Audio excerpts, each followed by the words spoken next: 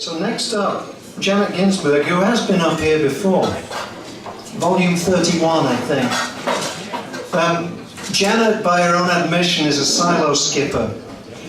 It took her years to admit this, and even longer to realize that this was a rare, good, and useful thing to be. She admires those who seem to know exactly what they want to do with their lives. So all of you, and all of the carillon players and the dog walkers in the room here, the drawers. However, in spite of admiring those, she's more than content to flit around with a glorious lack of discipline across an array of broad interests. I suspect that she's going to cover some of this evening. Are you ready, Janet? Are you ready to applaud, everybody? Hey, Janet Ginsberg.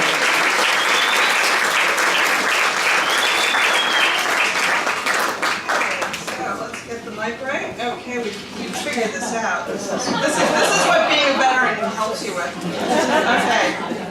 So, there are 3 things you need to know about me. First, I'm a silo skipper, which means I'm interested in this, that, and the other thing too.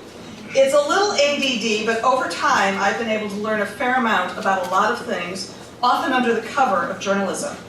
I've crawled through the deep tunnel and filmed in a Polish salt mine. I've chased wild horses, wolves, coyotes, birds, viruses, biologists. I've peered beneath Siri's skirt atop the Board of Trade, and wandered the aisles of every which kind of trade show, from the Halloween fair to Pack Expo to Neocon. The second thing you need to know is that I adore hyperlinks and can whip up a digital bibliography about almost anything in a blink. If you've ever gotten one of my early morning coffee-fueled emails, you know this. I created a special bibliography with about 30 video embeds and 100 links for this talk, which you'll get later. Finally, I am fluent in tangent, the preferred language of the silo skipper.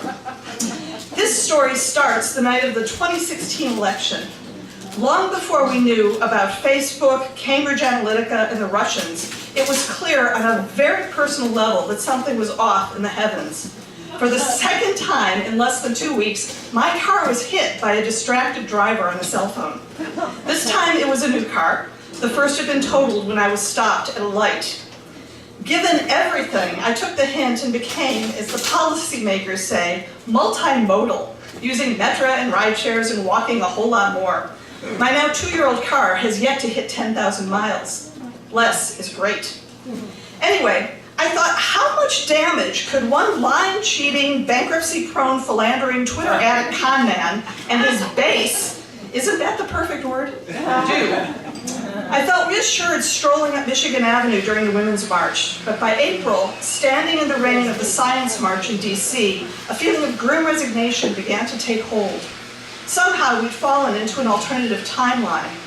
Day after day of seeing news stories about children of asylum seekers separated from their parents, the methodical rollback of environmental protections, attacks on the LGBT community, the endless tweets, and the lies, so many lies. We've all been assaulted.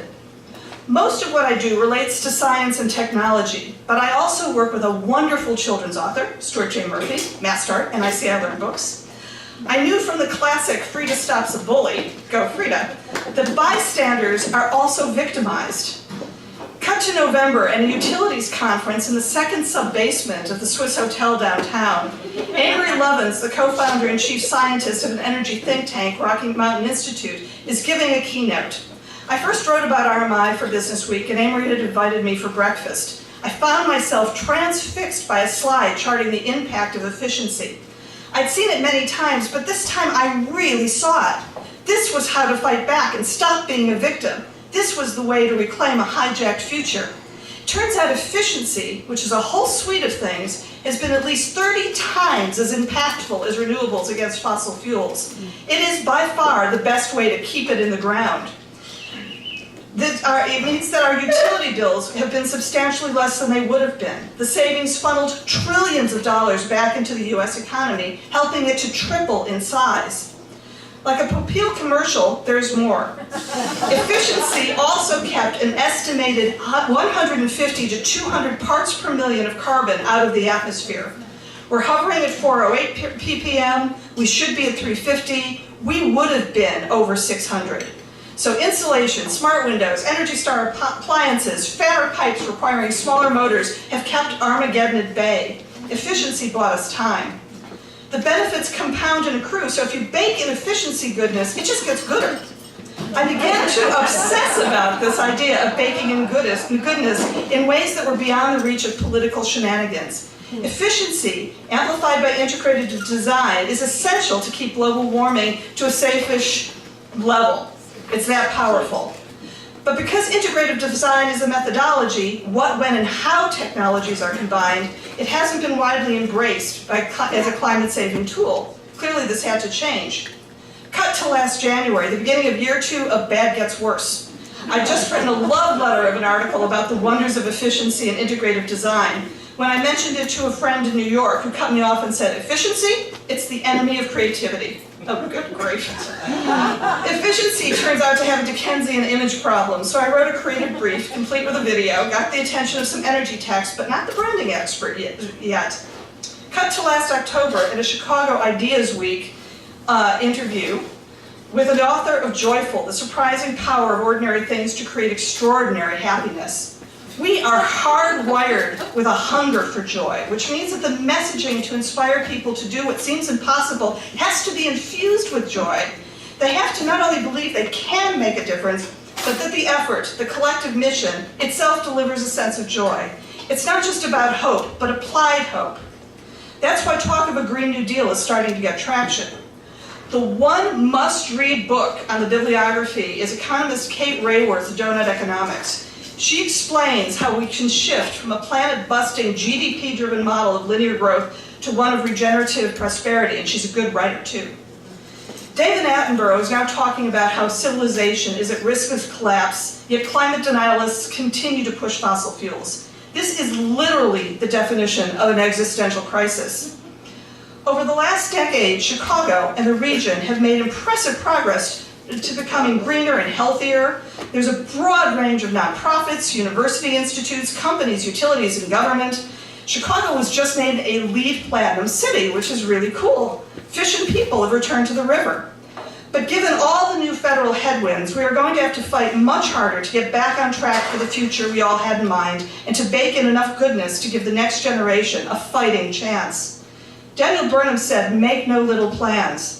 There is joy in thinking big, of defying the odds, the tweets, the lies, of doing the right thing.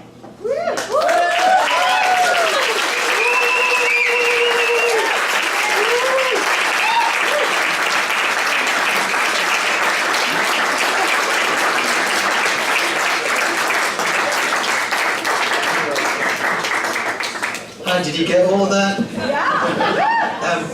A couple of amazing new inventions. Who needs, an Apple Watch when you've just got somebody's notes going over the edge here measuring? It's a much more reliable timer for me. Janet reminded me we bumped into each other a couple of times at Chicago Ideas Week, and it was a fantastic Ideas Week. Table XI, who I think there's Table XI folks here tonight. Lots of great involvement, and hopefully next year PechaKucha will nudge our way in a little harder and deeper. Jana, honestly, I've written down so many things here, not about the content, but just think like, wait, there's more. I think that's the most we've ever had in 400 seconds. So, thank you.